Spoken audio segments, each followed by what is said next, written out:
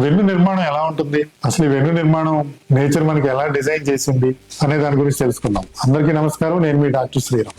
ఈ వెన్ను అన్నది మన శరీరంలో చాలా ముఖ్యమైన భాగం. ఇది మన మెదడుని శరీరంలో ఇతర భాగాలకి కనెక్ట్ చేసే విధంగా ఉపయోగపడుతుంది. ఈ వెన్నుని మనం చూసినట్టయితే దీన్ని మనం 3 భాగాలుగా విభజించు. మనం సర్వైకల్ స్పైన్ లేదా మెడ భాగాన్ని చూసినట్టయితే ఈ భాగంలో మనకి 7 ఎముకలు ఉంటాయి. ఈ 7 ఎముకలతో పాటు ఆ ఎముకల మధ్యలో కుషన్ లాంటి మెటీరియల్ ఉంటుంది, దాన్ని డిస్క్ అంటారు. ఈ ఎముకలు డిస్క్లు చాలా ముఖ్యమైన నరాలని లోపల దాచుకుంటాయి, అదే వెన్నుపాము లేదా స్పైనల్ కార్డ్. సో ఈ సర్వైకల్ స్పైన్ ప్రధానంగా ఎందుకు ఉపయోగపడుతుందంటే డైలీ మన మూమెంట్స్ కి, మెడకి సంబంధించిన మూమెంట్స్, ముందుకి వెనక్కి వంచడం గానీ తల అటు ఇటు తిప్పడానికి గానీ ఉపయోగపడతాం. సో సరైన పద్ధతిలో కూర్చోపోవడం లేదా మెడని ఎక్కువగా వంచడం వల్ల ఈ రీజియన్ లో ఎక్కువగా మనకి సమస్యలు అనేవి వస్తూ ఉంటాయి. పర్టికులర్ గా డిస్క్ సమస్యలు అనేవి ఎక్కువగా చూస్తూ ఉంటాం.